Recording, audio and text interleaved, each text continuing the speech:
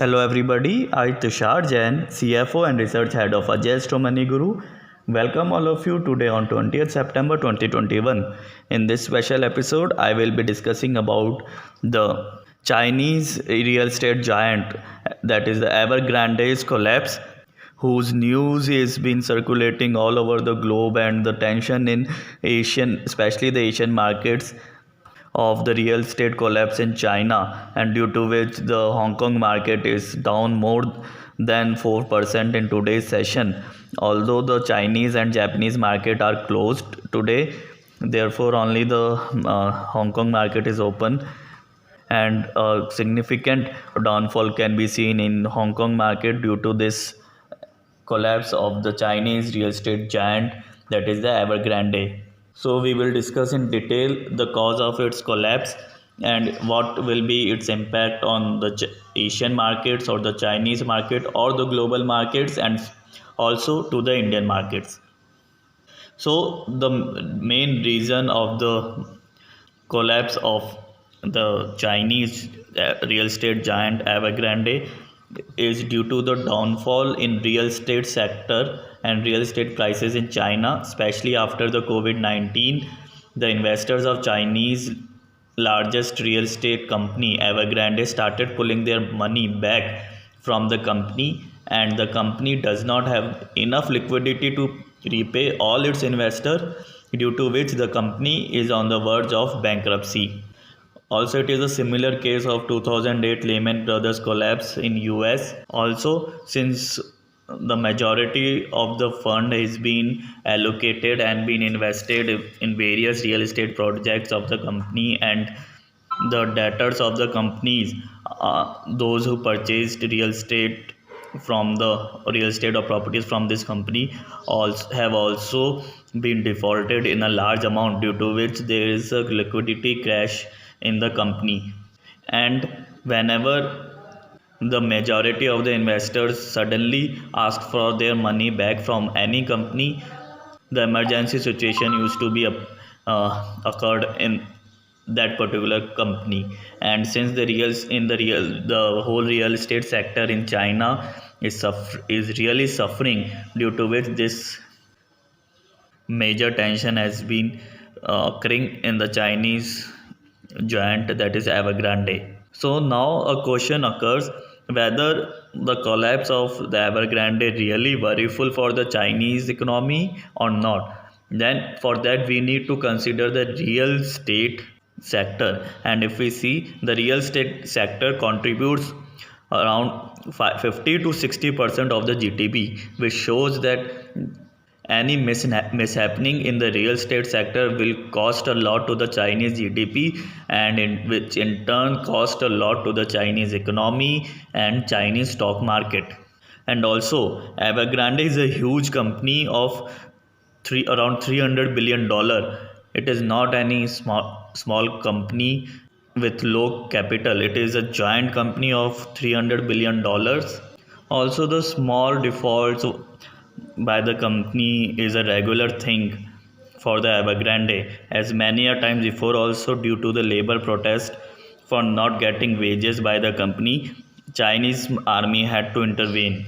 Now, to repay its debts to the investors, the Evergrande come up with many options, and one of the options is to provide its real estate with heavy discounts to the investors in place of cash payments, and huge discounts offered to the investors, around 28% for the residential projects, 46% for offices, and 52% for parking units.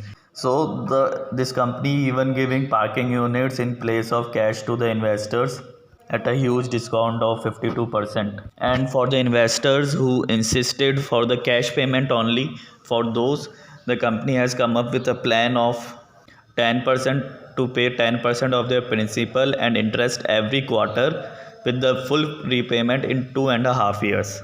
Also, if the investors are already holding the residential products, then they can opt for payment discounts of additional 10%.